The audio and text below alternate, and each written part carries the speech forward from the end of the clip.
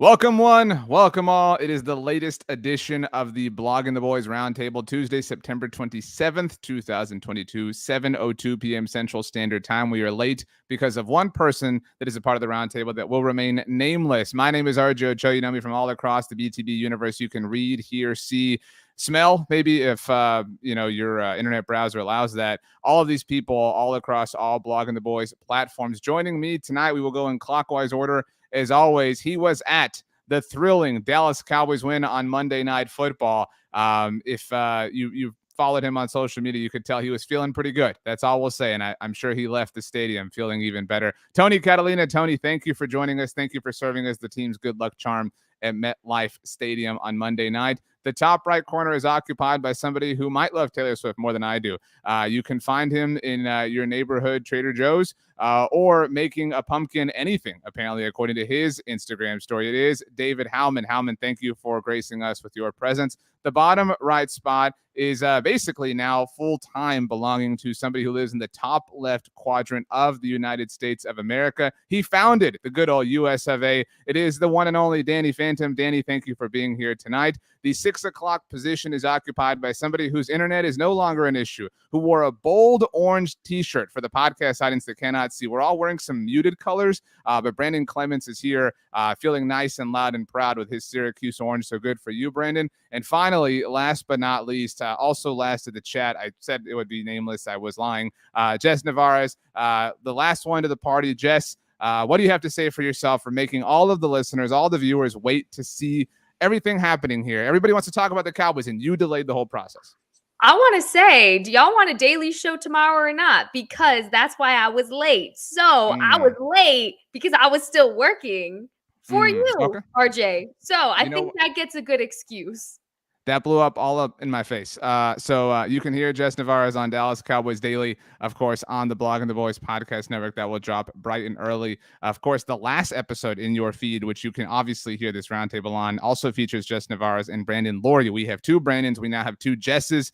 We have just two of everything. We're like Noah's Ark around here at Blogging the Boys. Tony, you were at MetLife Stadium once again, seeing our Dallas Cowboys pull off the massive win. They own the New York Giants. Did you take up, any kind of real estate while you were there? I know you are in the real estate game in your personal life. I mean, what were you looking things around? Were you scouting the whole place? Yeah, there was a whiteout, but I would say a lot of it was because a lot of fans were wearing white Cowboys jerseys. I think it was a heavy mix of Cowboys fans there, and once we punched it in after that CeeDee Lamb catch, I think things started to change a little bit for the fans there, and from that point on, it felt pretty good to be in that stadium. Brandon, you are a New Yorker, again, a Syracuse, fan, and everything. I think of Syracuse, and I think of you. I think of New York. I think of Frank Sinatra, Jerry Seinfeld, and Brandon Clements. If I'm being honest, did you enjoy the Cowboys getting the dub over the New York not good at all at football Giants?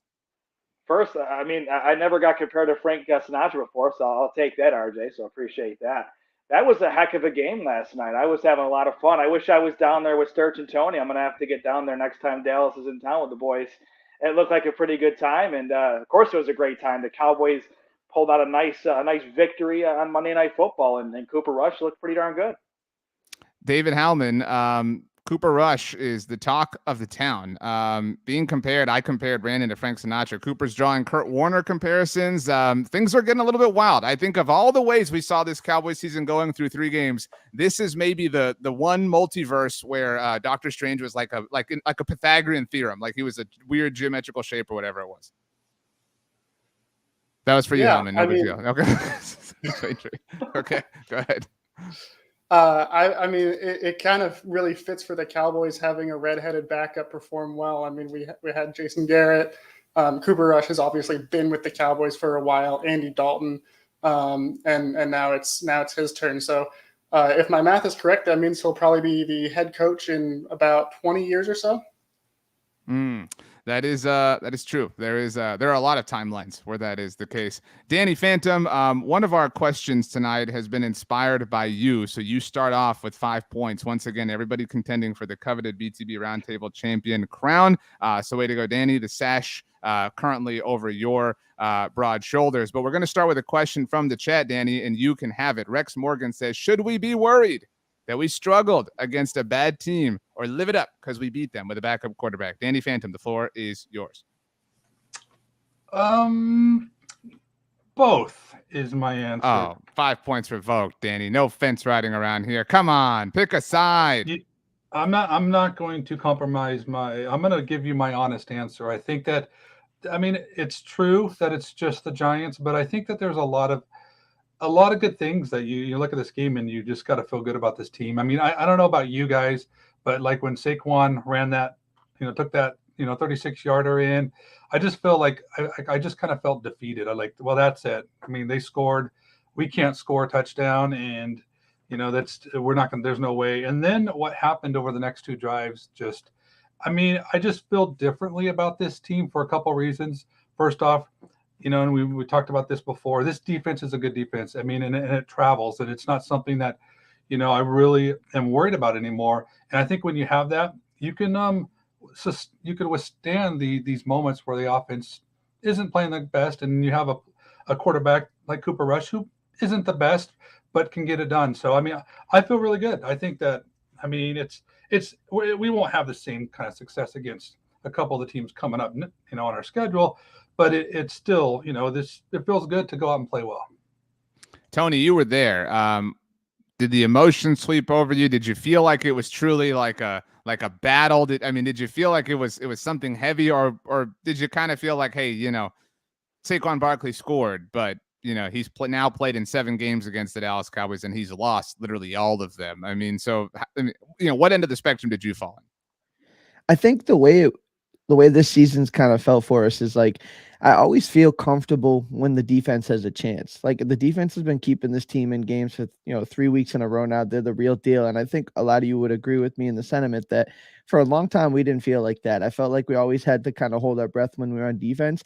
But now I'm really excited when the unit comes out there because I feel like they can make plays. And I think a lot of people in that stadium kind of felt that way too. I think Micah Parsons, even though his statistical output wasn't that great, it made other guys, like, I didn't even realize, and that's one thing that's kind of different about being in the game. I didn't even realize how dominant DeMarcus Lawrence was in the moment until I got to watch it back. And this defense is special. And I think even the Giants fans there understood how good this defense is. Now, they thought they had a good chance in the building because of Cooper Rush, but at the same time, like Danny said, that defense travels, and you have to feel good if you got a chance with them any Sunday, any Monday, really. Brandon, I imagine a lot of New York Giants fans. There's some emotion. There's some like, well, it's a division game. It's a road division win. It's a primetime game. They came back from some adversity that Danny described. The Saquon touchdown did kind of feel like, oh, this is getting away from them. Maybe the Bengals game was more of a mirage than not. Do you put any legitimacy into it, or should we really just take it from the perspective of like, this team sucks? I'll be honest with you. The Giants fans that I know, they talked a lot of smack going into the game last night. I was getting text messages. I was getting some DMs from friends of mine that are diehard Giants fans. Just, you guys are taking another L. Danny Dimes this, Danny Dimes that. I mean, I'll be honest with you. They do have some good pieces, and I think, I hate to say it, but they've brought in the right people. I mean, they took a bunch of the guys from the Buffalo Bills, the front office, and also the offensive coordinator, Dable. I mean, they're building something there. They're not that far away. So I don't think they're necessarily an awful team. I think they're more. I think at the end of the year they're going to finish, I think, right around 500. I think they'll be good enough to get close to the playoffs, but not make the playoffs and get one of those like draft picks you don't really want because you're not great, but you're also not getting a great draft pick. So to me, I thought it was a good win because the Giants, they started the year 2-0. So I mean, it doesn't matter who they played and how the games ended. They were 2-0. So they were better than I thought they would be. Howman, I saw a tweet from Sports Illustrated's Connor Orr right before the game began that said something to the effect of, I'm paraphrasing here, like there are like 3 good teams in the NFL and then everybody sucks. And it does kind of feel like there are some elite teams. I would put the Eagles in that mix. I know that upsets a lot of people around here. You could put the Eagles, the Dolphins, Chiefs, Ravens, Bills. There's kind of a little hodgepodge you can choose from. And then everybody's kind of in this mix. So in that sense, do you feel like, okay, yeah, maybe it wasn't the highest quality win for the Cowboys, but who has a bunch of high quality wins right now?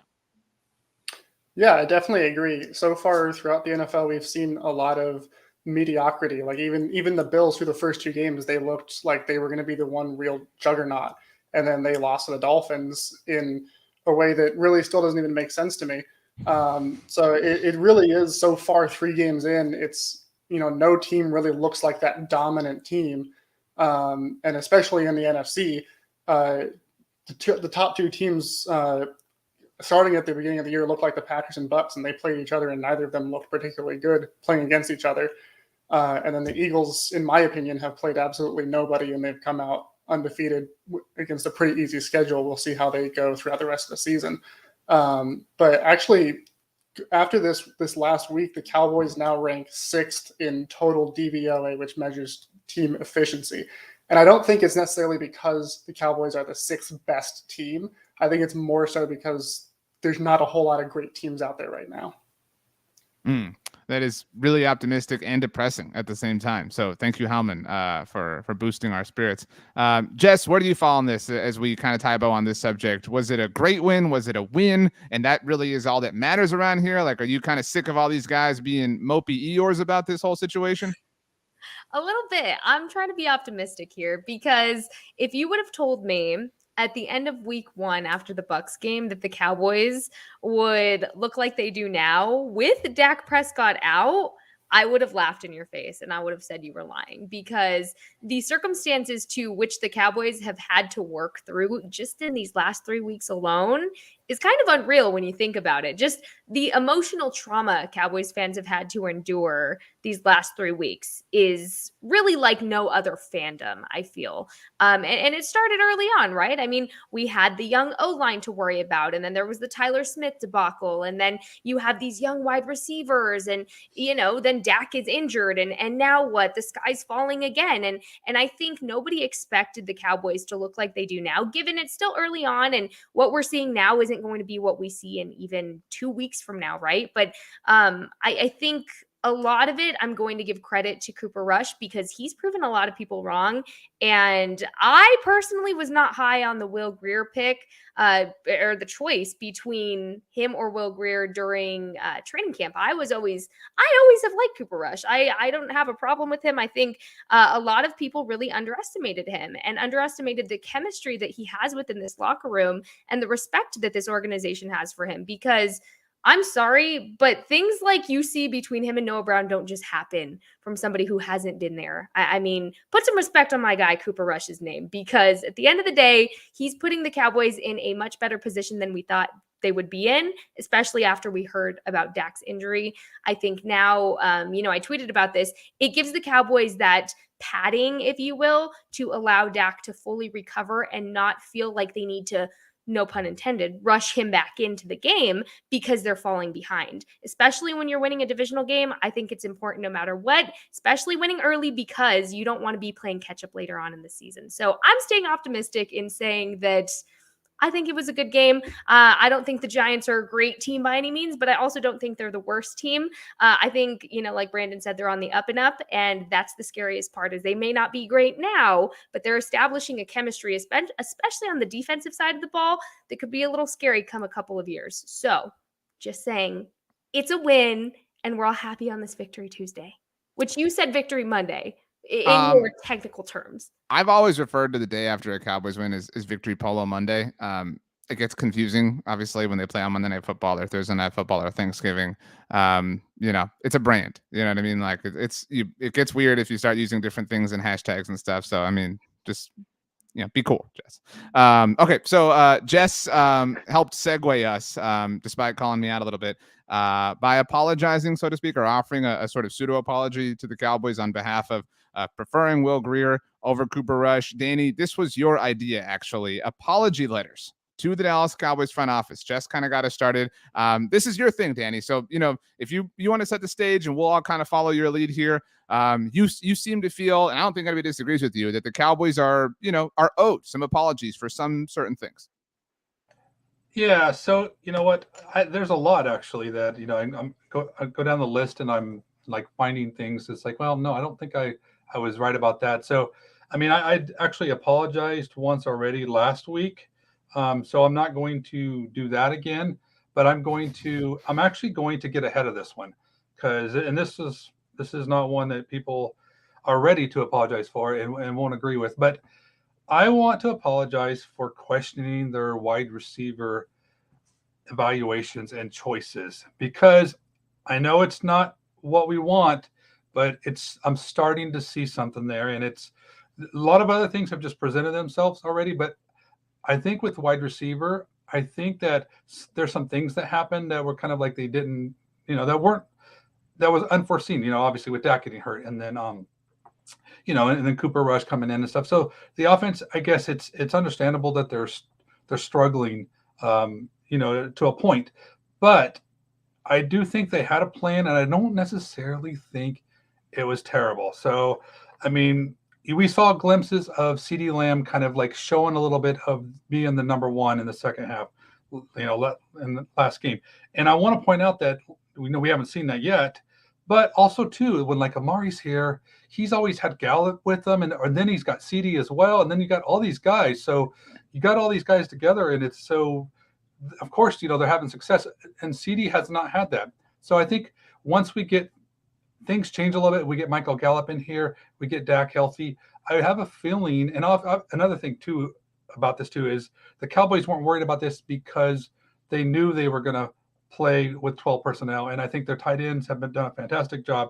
So I just think that the way they've handled the receiving game, their offense with their wide receivers, is actually not as bad as I thought. So I just want to offer an apology, and you know what, it might even get better. So that's where I'm going. Okay, so we'll start there. Hands raised. Don't worry, podcast audience, we've got you. Jess is already raising her hand, doesn't know why. I was gonna say hands raised. Who agrees with Danny? Who would like to join in on the apology tour? Danny, we know you agree with yourself. Thank you for raising your hand though. Who also feels like the Cowboys handled the wide receiver position? I don't want to put words in your mouth, Danny, but correctly. I mean, I guess just to kind of, tie a bow on that point. No hand from Tony, no hand from Howman, no hand from Brandon. That correct for the three of you? Yes. Okay, no hand from me either. Jess, you agree with Danny, and then the four of us will tell you why you're wrong. But go ahead.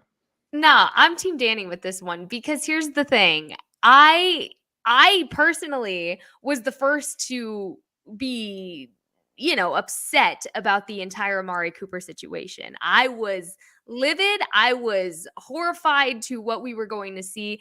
I'm not gonna lie. You go back and you look at my tweets, you're gonna find some choice words about that entire situation. And I think what we're seeing now from the wide receiver group is a bunch of guys taking their opportunities, which I was almost sick of hearing throughout training camp, which it just was like a broken record at that point. But I think you're seeing guys get the chance to step up that, Noah Brown.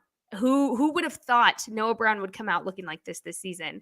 And, a lot of people pegged him as the special teams guy. Now he's getting the opportunity to show what he has on, the offensive side of the ball, and really being his own kind of wide receiver. I think we have yet to even, like Danny touched on, we have yet to see even the best of it. You still have James Washington in that mix that people forget about. You still have him that's in the mix. I don't know how that's going to fit in roster wise and numbers wise, but you still have him there. You still have just a lot of guys who have yet to even get comfortable. You have CeeDee, who, fourth quarter showed us the wide receiver one position is rightfully his when he plays like that, right? So look, I'm just saying I owe an apology letter for contributing to the sky is falling rhetoric after Amari left. That's all I'm saying. And Michael Gallup, he has yet to gallop back in, but when he does, and he's healthy and he's playing all of his full reps, it's going to be dangerous.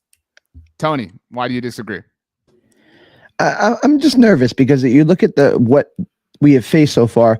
The Bengals secondary is nothing really special, and you're looking at the Giants secondary outside of Adoree Jackson. They were super banged up, so they haven't really done it against a quality secondary. Even the Buccaneers' strength of their defense isn't the secondary, and they still, that's kind of more of indicative of what, if you don't have talent on the outside, what it can look like. You're going to face teams that are much better in the back end that can kind of manipulate and kind of win those matchups. So I'm nervous in the sense that they still haven't done enough outside of Noah Brown. If you look at Kevontae Turpin, Jalen Tolbert, Simi Fehoko, those three guys have a combined 4 receptions for 28 yards. So we're talking about people that have proven us wrong. I think who has proven us wrong is Noah Brown. outside of Noah Brown, I'm very skeptical. I love the idea of Noah Brown as like a number 3 wide receiver. I'd love to see Jalen Tolbert kind of grow into a role and kind of have those two as the 3-4. With a healthy Gallup back, I feel much better about CD and those guys together. But I'm not even sure, James Washington has a job when he comes back realistically. And I'm not really sure that we've seen too much from the wide receiver room. I think we've seen some things from some of these young tight ends, but at the end of the day, it's, there's still some things that need to be seen and at least as far as I'm concerned. Yeah, Tony, I'll echo. I saw Howman and Brandon both kind of nod. I think we'll all apologize to Noah Brown. Well done. You've earned your stripes, so to speak. Cool. But I mean, there are still a lot of questions. Certainly, Brandon, your point. Do you have what would you like to add to Tony's point? Because you didn't raise your hand either. Yeah, I mean, here's the thing. I've been optimistic about the receiving core and what the Cowboys have done all off season. I'm just one of those. I just trust the process, and I just trust that they're making the right decisions, for the franchise. So I know, yeah, James Washington. We'll see what happens when he gets back, because we got to make some roster moves just to get him in the mold or in the mix. So to me, I mean, I'll just say this. I think Noah Brown. I've been a fan of Noah Brown for a long time. I didn't expect him to come out and do what he's done, but I knew he wasn't just some guy that could just block. There was always something there, and I'll be honest with you. And I could see Ron the Don just said Noah's a dog, and he is. And I think he showed flashes a little bit, and don't get this all twisted.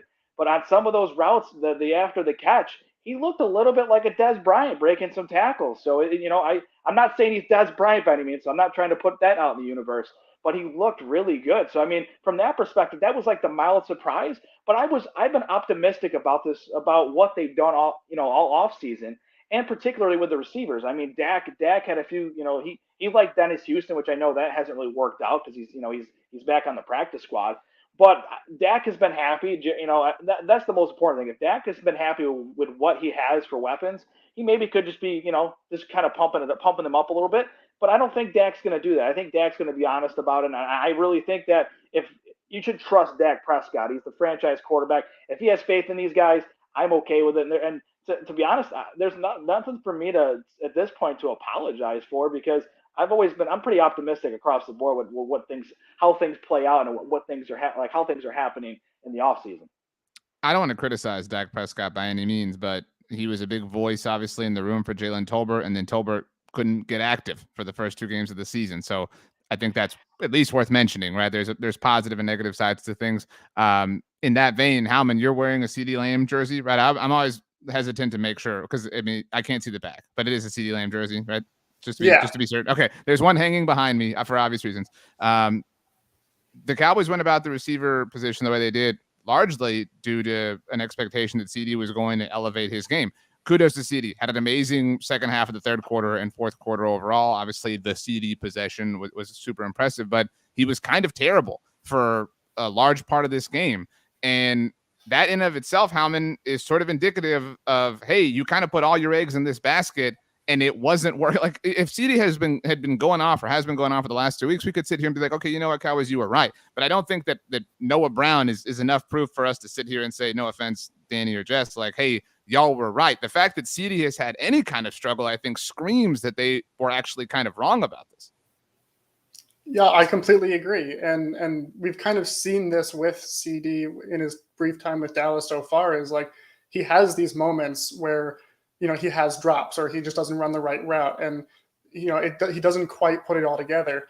And the nice thing is that he does make up for it later in the game or later on in the season. And he shows that potential. He shows why we were so thrilled when the Cowboys got him in the first round of that draft. But he hasn't really put it together and become that dominant receiver just yet. That second half he had, especially that one drive, that's what they need to see from him every single drive, every single game, with how they've topped him up, with how they've built this offense around feeding him.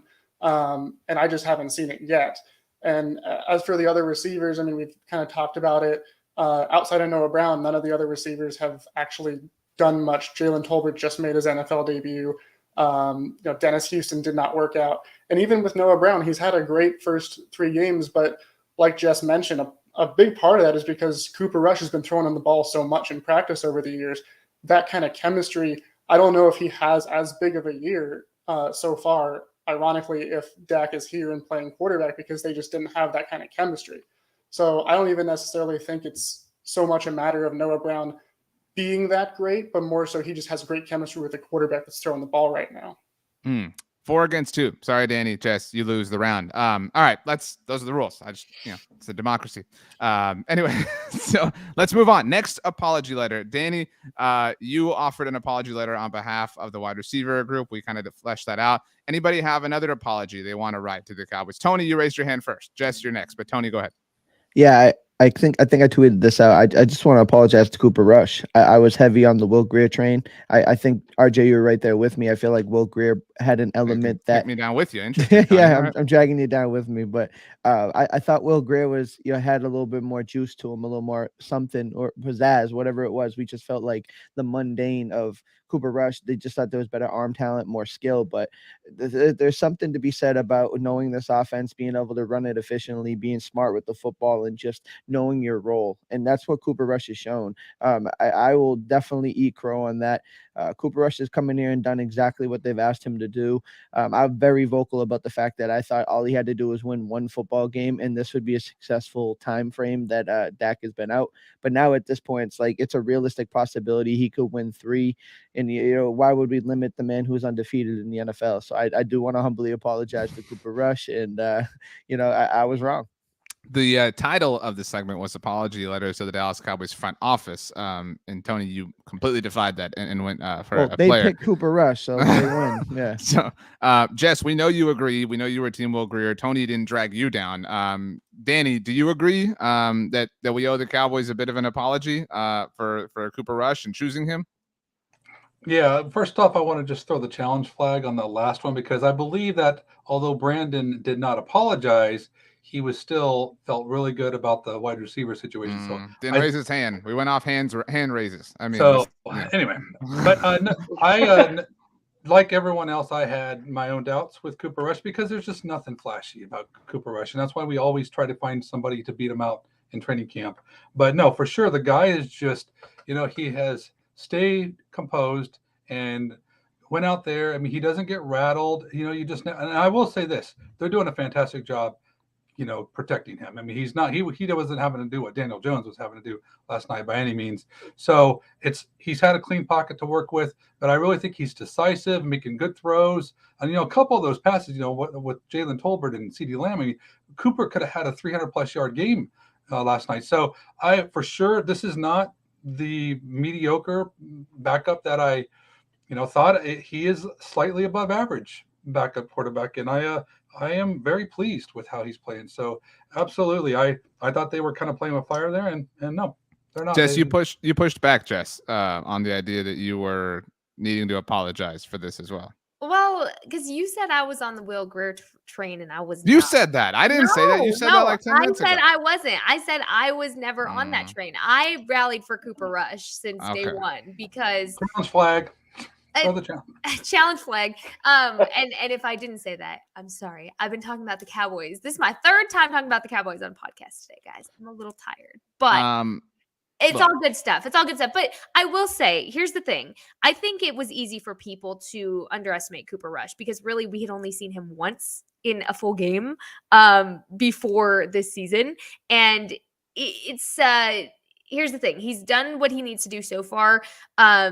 However, we still don't know the timetable for Dak's return. So if he continues to play like he is, that's great. But I'm just waiting, and I'm not trying to manifest it. But if he loses at some point, then we're going to hear everything go back and kind of revert, I think, from Cowboys Twitter, who can be a little bit rough sometimes. So I just want to say, giving Cooper Rush credit where it's due, because Danny touched base on his composure.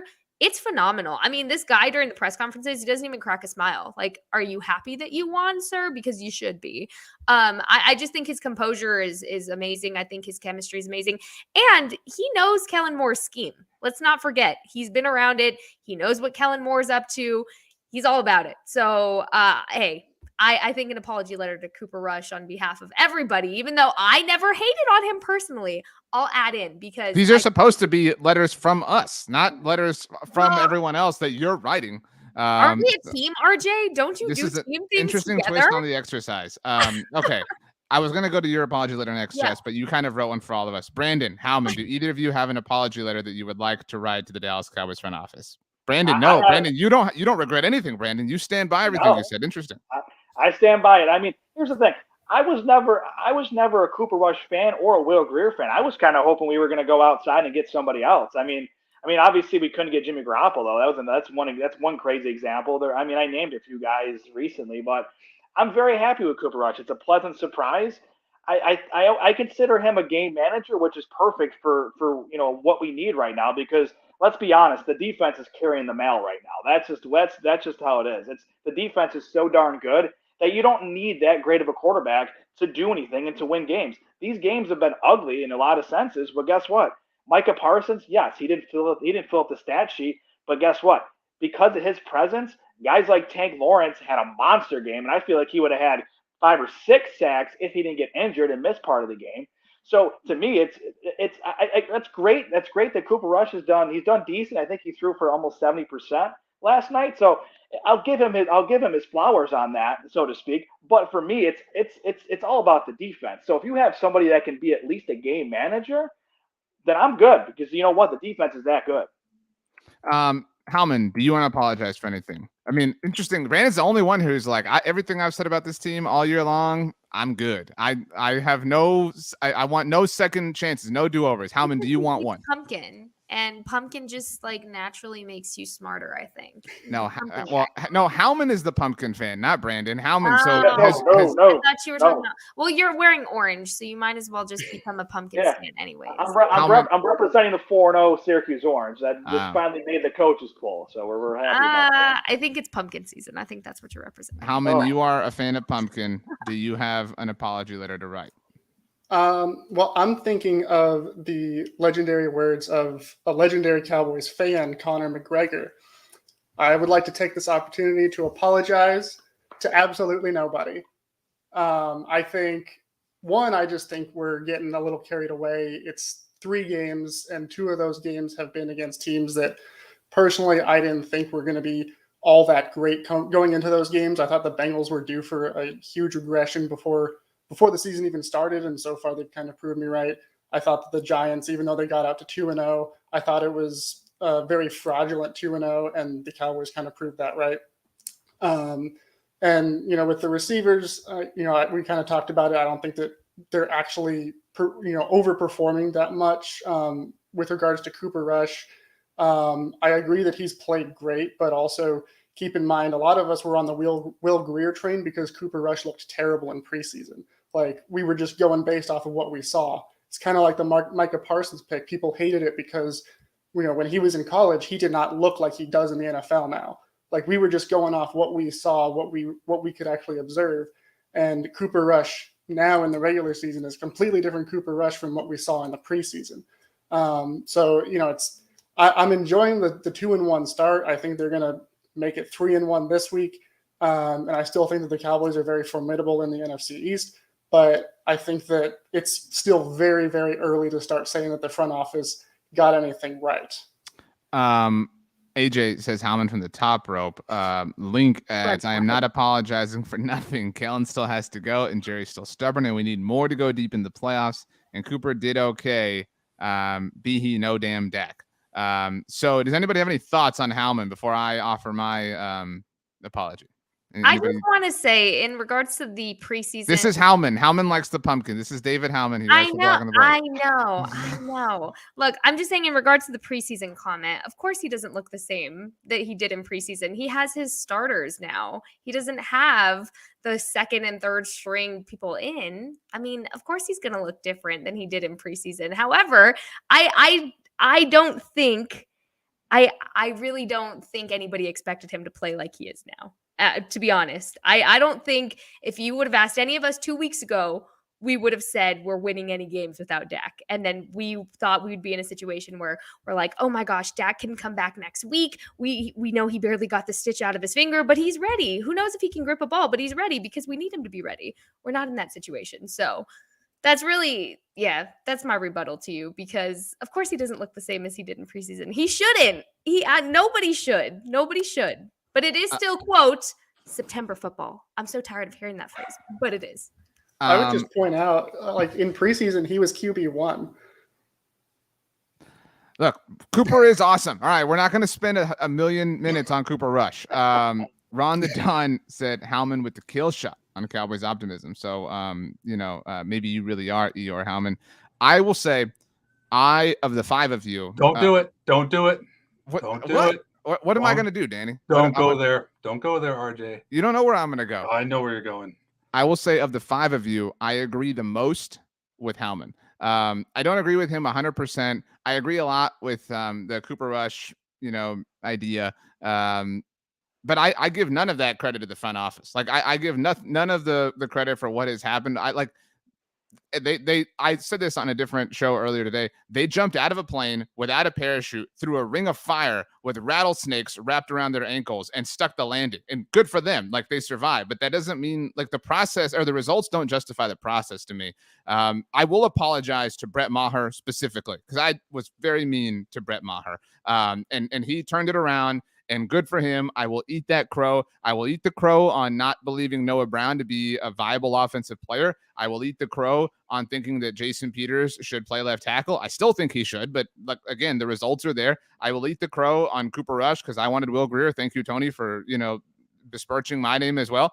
But I doubted those players, but the process was still broken. I mean, like so many things cool. Noah Brown developed. You know what would have made life so much easier and not forced that to be a necessity? Having Amari Cooper around, having a different veteran free agent, having, like anybody else, literally. Good for Noah Brown that he stepped up. But CD has kind of failed, which is indicative, again, to the point that we made earlier of the Cowboys' overall process failing. And I'm very happy about Tyler Smith at left tackle. We haven't really talked about this, but this was not the plan. Jerry Jones said today on Tuesday on 105.3 The Fan that he did not think that, and we're taking the word of Jerry Jones here. I understand, that that's not the most wise thing to do, but he did not think that Jason Peters could play left guard. So at no point in time was Tyler Smith the plan at left tackle.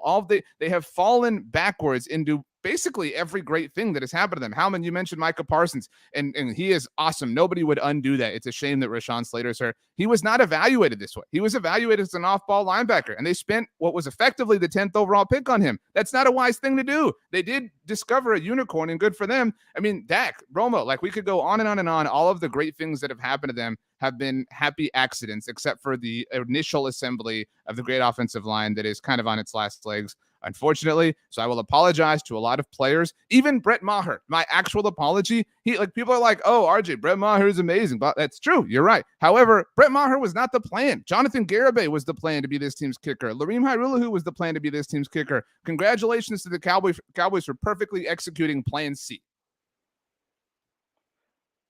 RJ, let me just jump in real quick on this. I gotta jump in. I got one last thing on this front office. I think a lot of people were not happy on draft night when Tyler Smith was the name called in round one.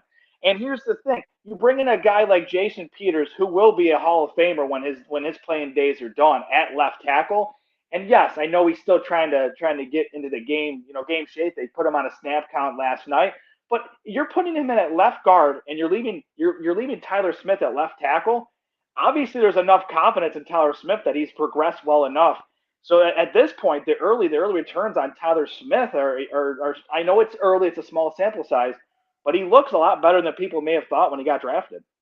Yeah, and good for Tyler Smith. I mean, that is the one actual thing I will give the scouting department. They believed in Tyler Smith. They took a lot of heat and they stuck by him, and they were right. But they wanted to play him at left guard. That remains true. We all know that to be the case. And again, they stumbled into this because they did not properly prepare for Tyron Smith's injury, and thankfully, Tyler Smith has saved them.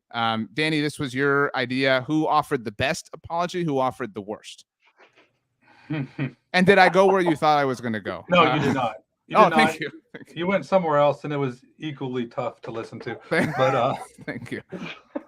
10 points for Danny. Respect. All right. I know I'm honestly. I have to go with Jess, obviously, because she agreed outright with you. Interesting. Okay, fine. That's the reason. No, I mean, we were right. Yeah, obviously. I just feel like people just don't want to own up to things. I mean, last week we couldn't acknowledge that the Eagles are good, and I wonder if anybody. I'm sorry, not you, RJ, not you. Everyone else. But I just feel like we're stuck, you know, a little bit, and we just don't want to acknowledge things, and we don't want to give credit. Sometimes, I mean, this could. I have a hard time believing that all of this is just an accident. I do think the Cowboys do have a plan, and while we speculate what that might be, you know, and then we see things unfold differently, and then things actually start to like take shape. I do think they deserve some credit there, because I don't think that this is as much as a fluky accident as some might try to frame it. But I just think that maybe we're just a little bit too stuck in our ways and not wanting to. I had a tough time acknowledging Tyler Smith was as good as he is, because I mean I've been really criticizing that guy from the get-go. But I mean, look what's going on here. We have our future left tackle. So I just think that maybe things are a little bit more, that this team has it dialed in a little more than we're willing to give them credit for. And I think we might need to, come around. Hey, we're 2-1 with Cooper Rush. I mean, this is good.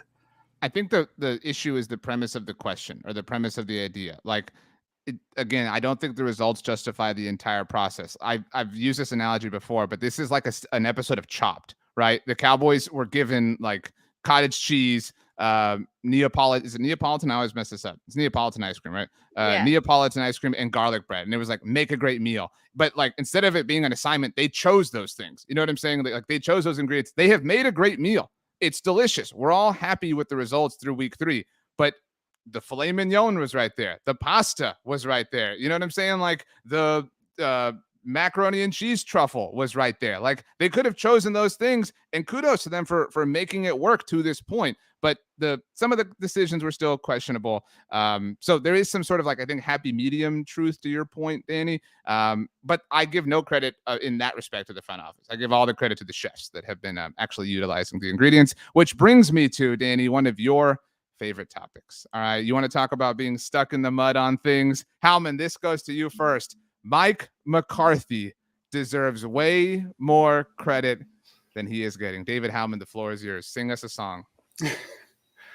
Oh, yes. Mike McCarthy does deserve way more credit than he's getting. And that's pretty much always been the story for Mike McCarthy. You know, in Green Bay, everybody said he's carried by Aaron Rodgers. Of course, he's winning a lot because Aaron Rodgers is one of the best quarterbacks ever. But, he's been gone from Green Bay for how many years now, and the Packers haven't even reached the Super Bowl, let alone won it. So if he was the one holding them back, what's the problem now?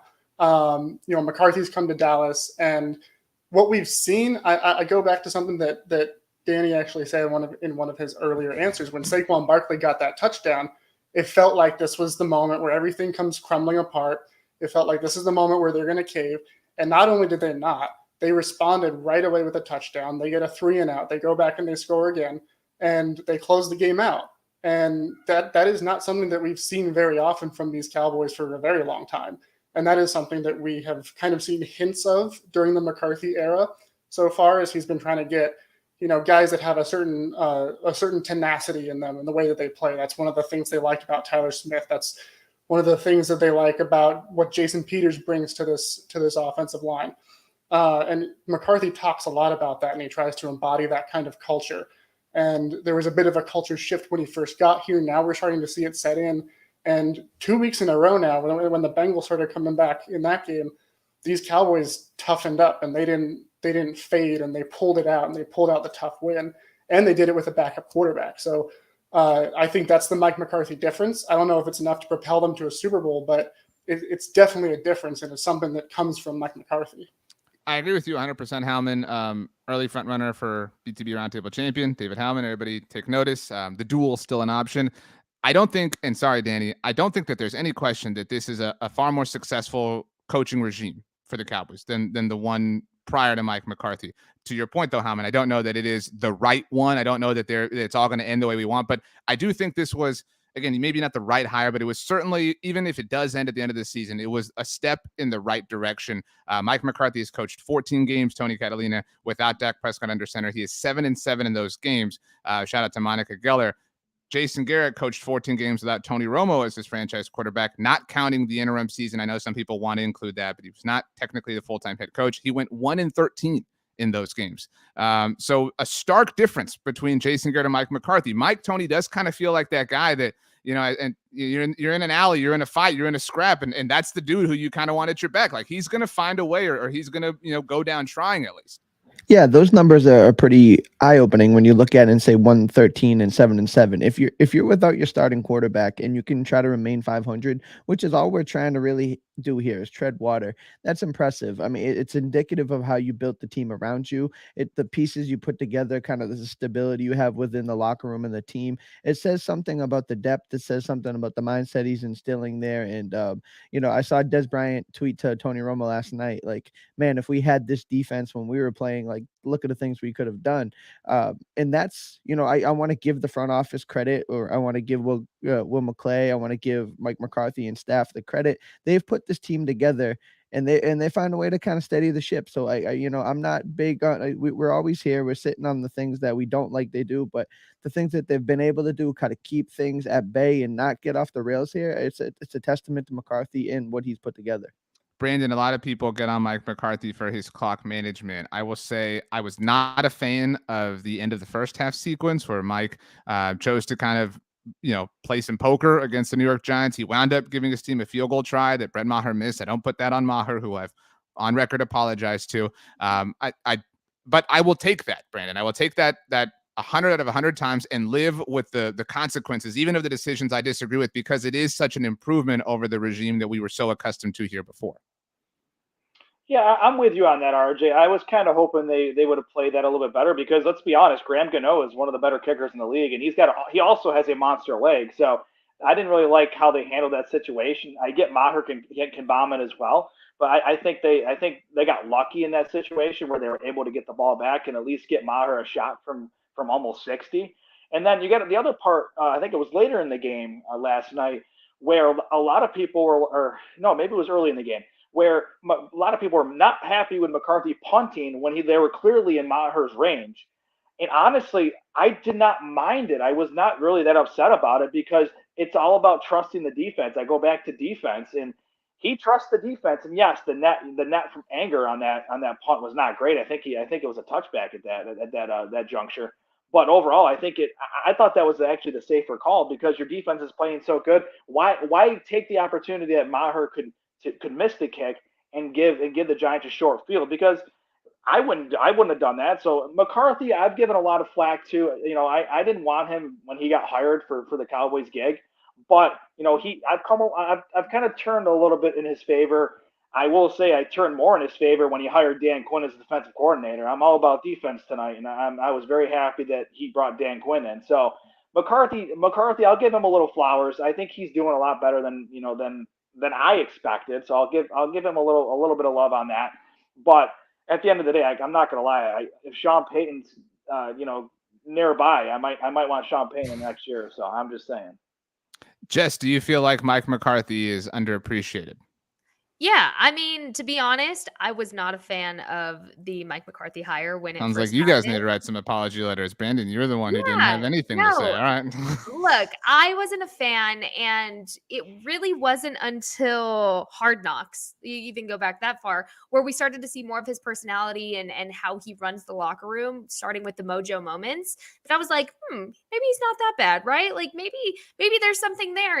And now the more and more that I hear the interviews with the players and how much they talk about him in general, that's hard to do. To get a room full of guys to have that respect for you, to be like, oh, coach tells me this and coach tells me that. Like, he has the respect from the locker room that he needs. Those guys respect him. All of the players respect him. I think him and Dak have a great relationship that I think shows. I think same thing goes with Cooper Rush, and I think that could be a reason why he's been so successful as the backup. But I think Mike McCarthy is on the up and up in my books because just the culture that he's created. And of course, you mentioned bringing in Dan Quinn. How could you not love anybody that brings in Dan Quinn?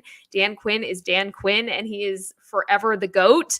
And again, I just think this Mike McCarthy era is is looking a little bit lighter and a little bit brighter because he brings the camaraderie. He has the trust in the guys, right? From what I've heard, I mean, it was really different with Jason Garrett. It was very to the book.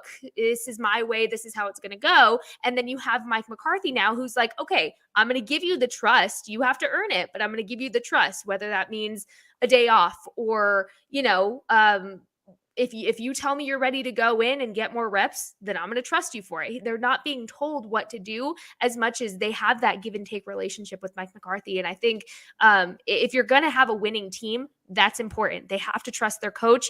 And I think even going for it on the fourth downs that he's been going for shows how much trust he has in his team. So I personally owe Mike McCarthy an apology, but he is he's on the up and up for me. I really like the culture that he's created so far.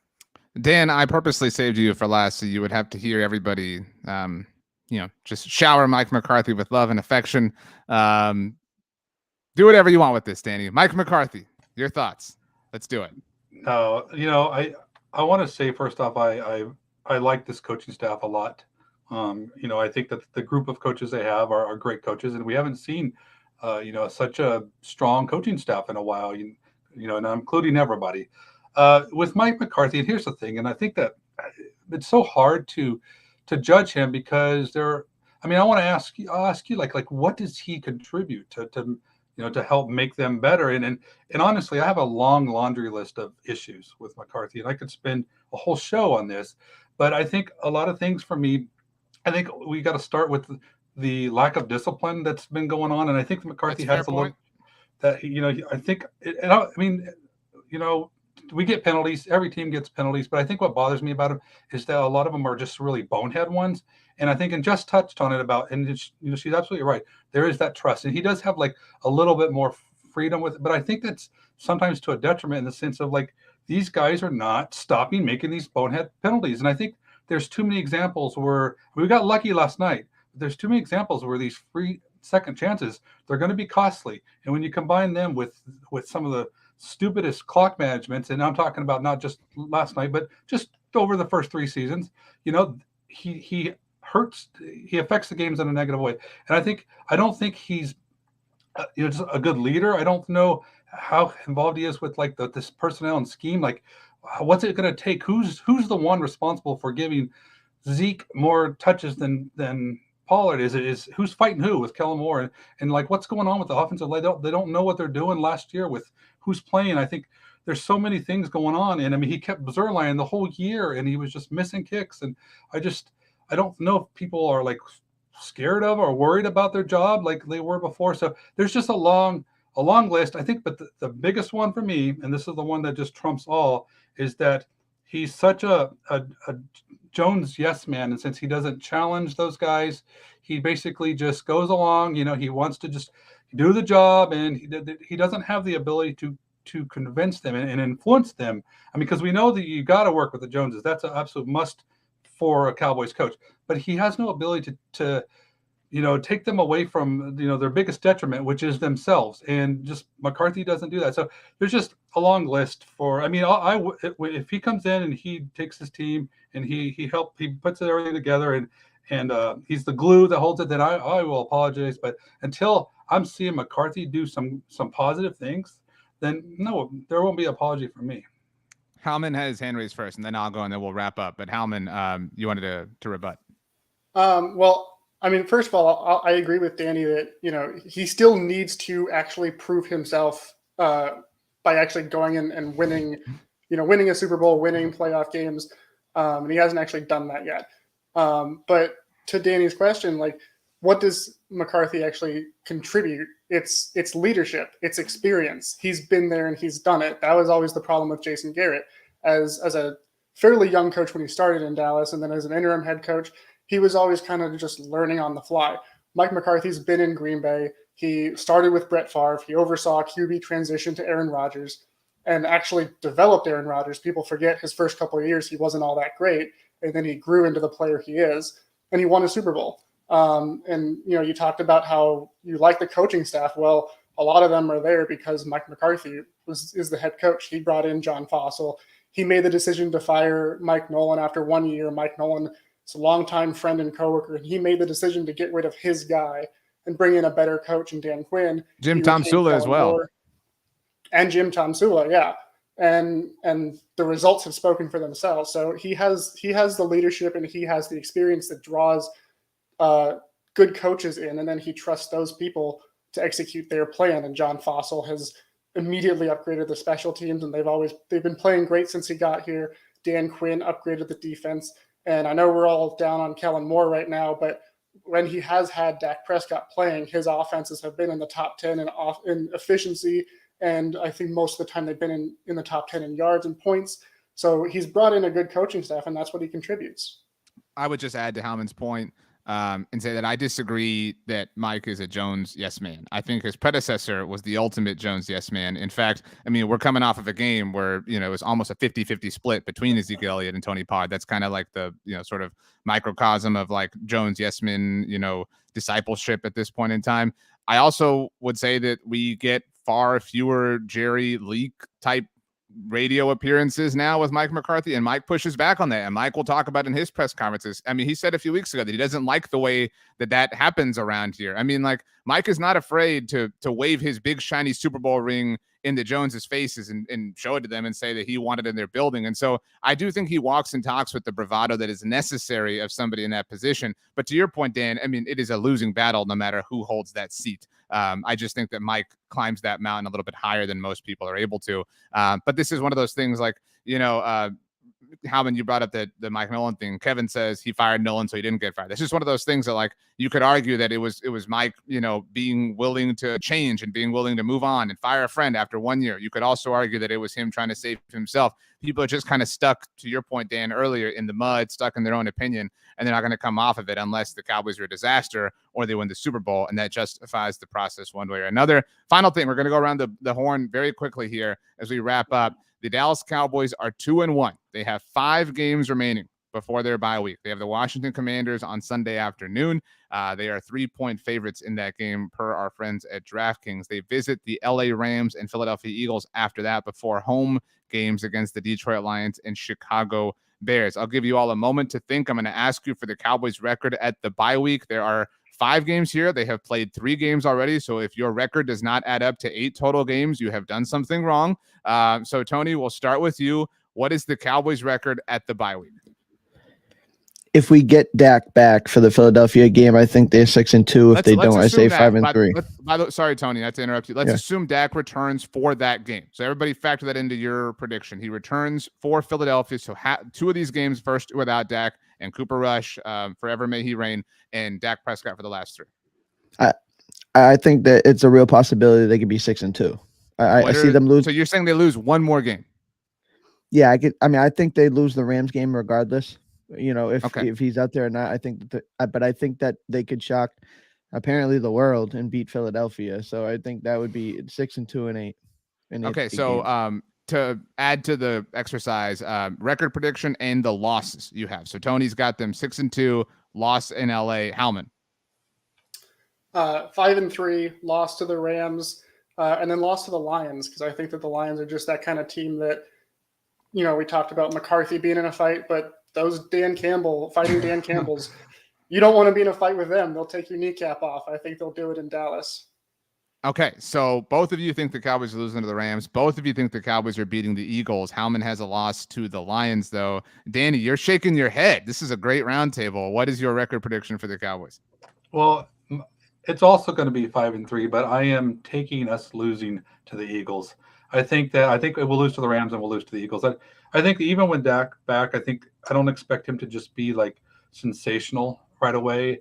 And I think there's going to be a little bit of some growing pains with that. I would love to see that happen. And I do think Howman did pick a good, interesting kind of upset game with Detroit. So good call there. But I think the Eagles, the disrespect of those guys, and at home with Dak just coming back, I mean, that's a tough task for them.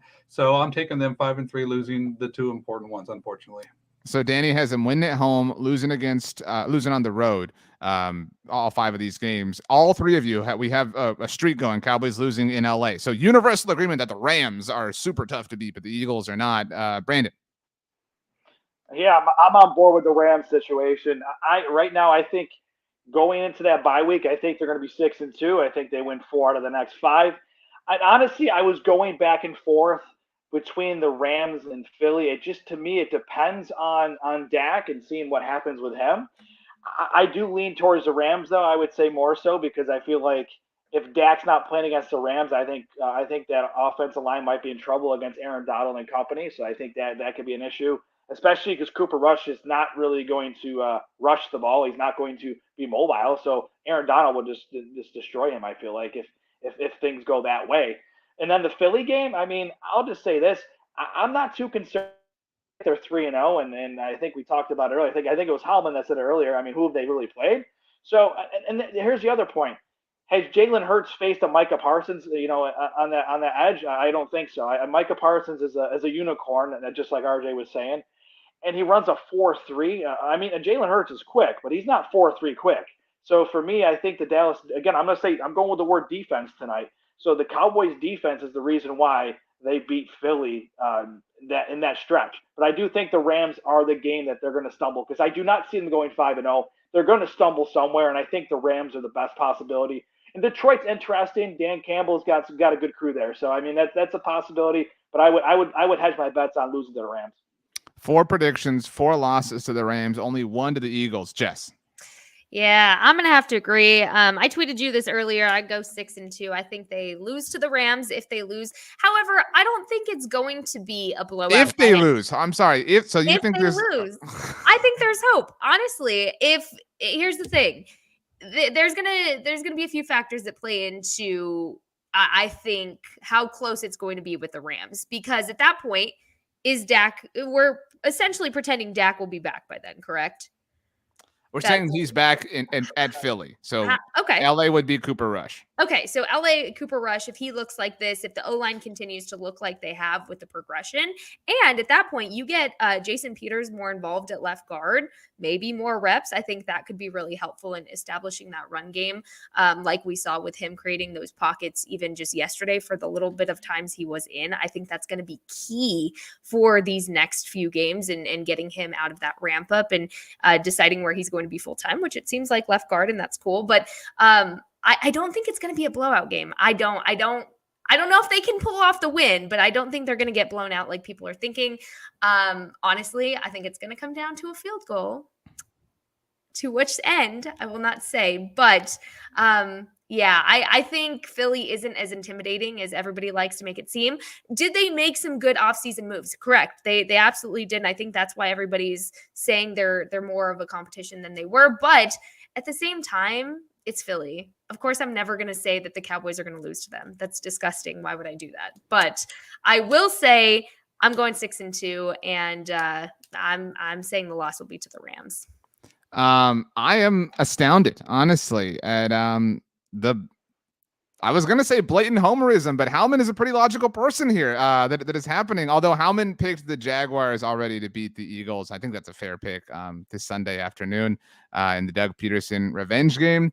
I haven't said this sentence in a while. I am 100% in agreement with Danny Phantom. I think the Cowboys get to the bye week 5-3. That's a clean sweep. We're all afraid of the Rams, apparently. And I think the Cowboys fans, and I'm not saying this is the 4 of you, I think a lot of Cowboys fans are so willing to be unwilling to recognize what the Eagles are doing. Howman, you can correct me if I'm wrong. I'm sure you've seen the Eagles are 4th in DVOA, overall DVOA as of today. The Cowboys are 6th, to be fair. But I mean, and I get what you're saying, Brandon, that Jalen hasn't seen Micah Parsons, but the Cowboys haven't seen a duo like AJ Brown and Devontae Smith either yet so far this season. I mean, I just think that, do y'all think they've seen a duo like that so far? Are you guys? Who the Bengals got? Who do the Bengals have? I would not take I mean, Jamar Chase and T. Higgins are fine. I'm not, trying to underrate Tyler Boyd them by any means. I mean, I want to see the Bama boys go at it. Diggs and Devontae Smith. That'll be a lot of fun. That will be fun. I agree with that. But I agree with Danny that and that's fine. If the Cowboys get to the bye week 5-3, however many games Dak plays, I know we all said, whatever. Cool. By the way, if Dak returns, so we've all got them losing to the Rams, so that would put them at 3-2. They would have gone 4-1 with Cooper Rush in his life 3-1 this season.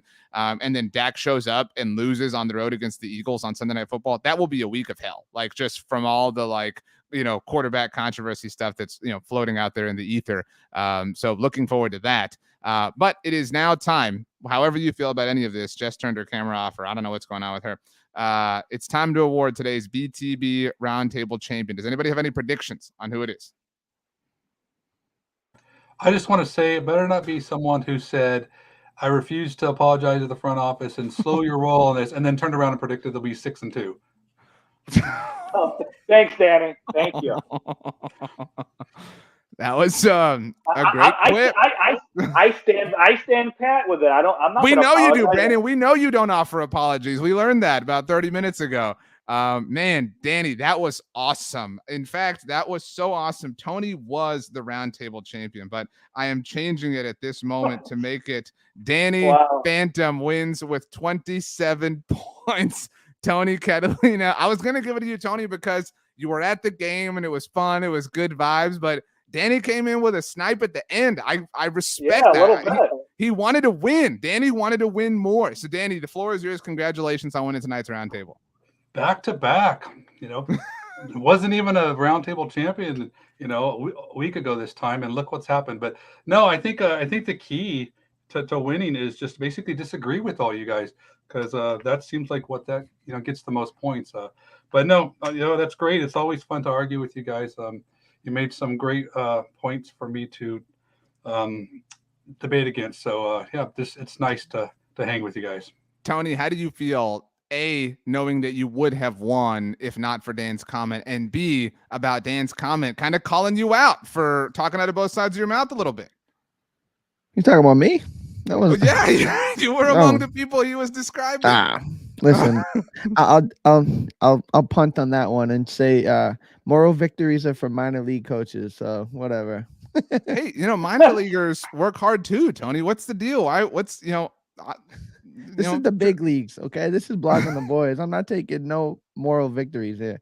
AJ wants you to know, Tony, that you were robbed more than Romo. Wow. Well, Tony, I mean, you didn't get the round table, but you do get the honors of sending us out. You don't have to sing. You don't have to rap. Instead, Tony, I would like you to tell us what your favorite cereal is, what your favorite word is, and what your favorite animal is based off of the sound that animal makes. You don't have to make the sound yourself. But so you got all that ready? Let's do it. All right. Favorite cereal is Cinnamon Toast Crunch. Okay. It's off to a strong start. Favorite word? I think I say bro a lot. And my last name is Catalina. So for some reason, a lion before Micah Parsons has been a big part of my life. So I'm going to say lion. Your last name is not Lion-Alina. It's Catalina. Yeah. The big cat. The big Tony, the big cat. You literally you literally made this so bad. You got to stop calling on me, man. All right. I don't know. Howman, say anything and we'll leave. How about them Cowboys? Yeah.